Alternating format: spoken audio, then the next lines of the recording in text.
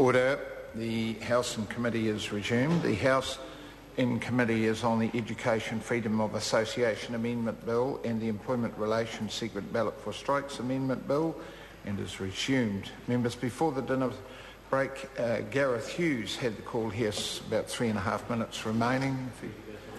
And if not, is some other member seeking the call? The Honourable Sir Roger Douglas. I move the question be now put. David Shearer.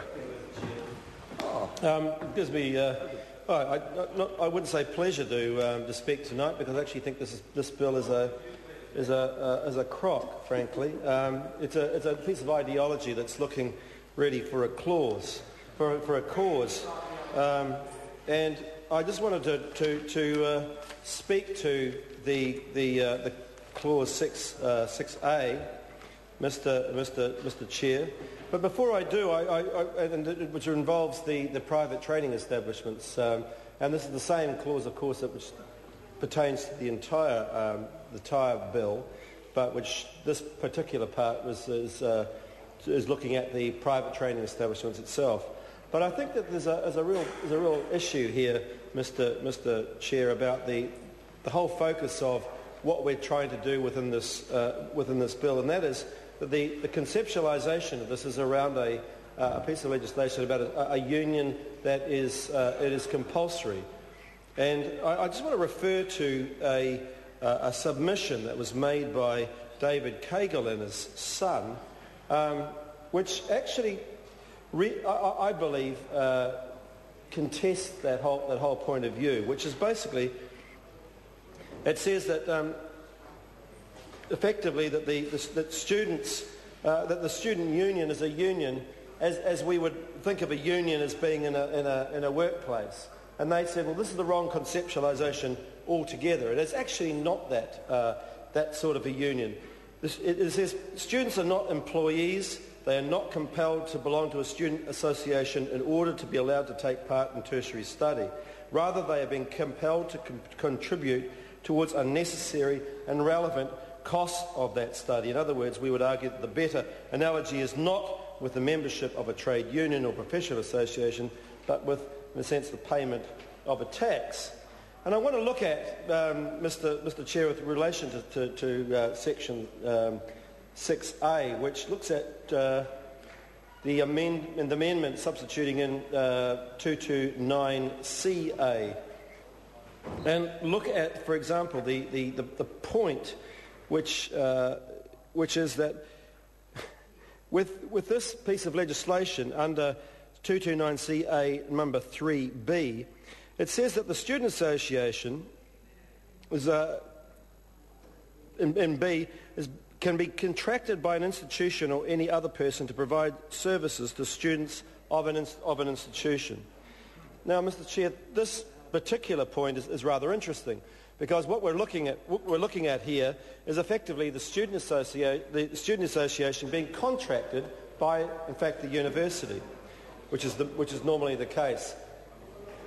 But the problem with that is, Mr. Chair, is, as we know, the student associations will be paying for the services in order that the student association to continue by the university itself levying the students in order to be able to do that. This is not a free service. The student association, the role and the various responsibilities, the services that the advocacy that the student associations provide are provided not free of charge, but by the student association and the students themselves. But when what happens, as we know, in just about every case, Mr. Chair, that when the student association is made voluntary, is that that students neglect to pay those fees, and then the association effectively winds up as an effective body for students.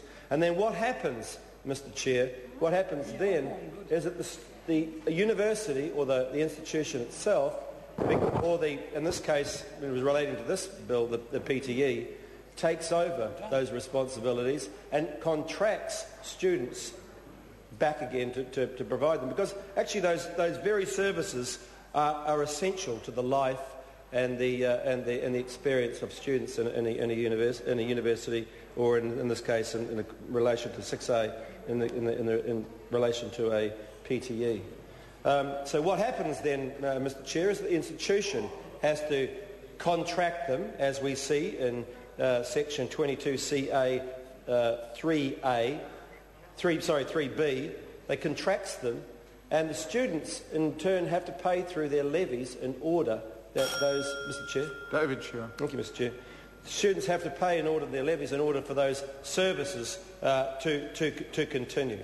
There's a problem with that at the moment, Mr. Chair. But under Education Amendment Bill number 4, there's going to be restrictions and limits placed on tertiary institutions being able to levy students in order to provide those services. So we're actually in the middle of what I call a sort of a perfect storm.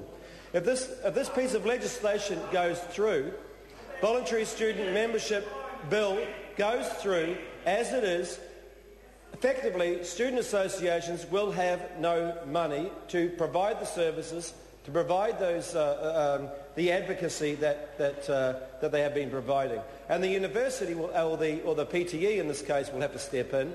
But the PTE will have to levy students in order to do that, but they're going to be restricted from doing that by Education Amendment Bill number 4. So as a result of that, perfectly, in a way, both avenues of providing those services will be cut off. Both avenues of those will be cut off. And the universities, the polytechs and the PTEs will become desolate places, not the sort of the vibrant, supportive places that they are at the moment. And that's particularly in the case of the more than 300 PTEs, Mr. Chair, that exist in New Zealand, of which 6A is in relation to.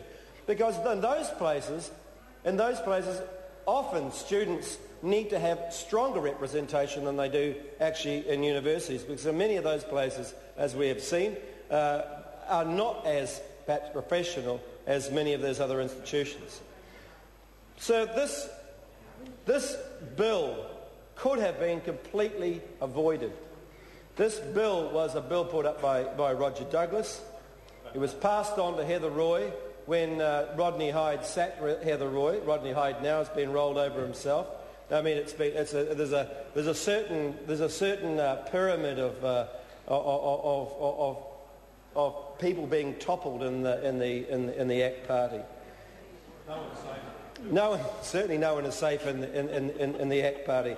We're going to have now Don Brash coming in, Don Brash, and we're going to have John Banks, and we'll see if John Banks possibly rolls Don Brash as a result, because I can't see the current status quo continuing. So as Moana Maki says, this is a 2% of this parliament is actually pushing through this piece of ideology, because there's absolutely no way that the ACT on campus was ever going to be able to get this sort of a bill through. There's no way that ACT on campus was going to get 10% of the student body to come and vote on whether they want student associations, and that's the absolute travesty of this piece of legislation, Mr. Chair, is that the choice of students and institutions has been taken away by us here in Parliament, or not by us, but by the ACT Party supported by the National Party, has been taken away simply because those people who are peddling this particular piece of odious ideology have to do this, because there's no way that they can get the popular support up in the institutions themselves. Now, not only that, but the 2% that they hold is split between I don't know how many of the people sitting in this Parliament within the ACT Party. Mr. Chair, this is as I said before, this is a piece of ideology looking for a cause, looking for a purpose. It is absolutely in no way will it do anything of value to our institutions, through our tertiary institutions throughout the country. It will gut them. It will make them mean, soulless places, like the leader of the ACT Party, like the ACT Party itself. Is going to make them soulless places that students will not be able to get the support, will not be able to exert the sort of the influence and the advocacy which they've been able to do, and simply because simply because we're looking at a piece of ideology trumped up, Mr. Chair, trumped up as a cause. This is absolutely an absolute travesty, Mr. Chair. This could have been reconciled. This could have been solved by a compromise. We were willing to. We've put up a number of amendments. We've had a number of discussions about this. So rather than Toe Henry, for example, coming and different. Jamie Lee Ross. I move that the question be now put. Stuart Nash.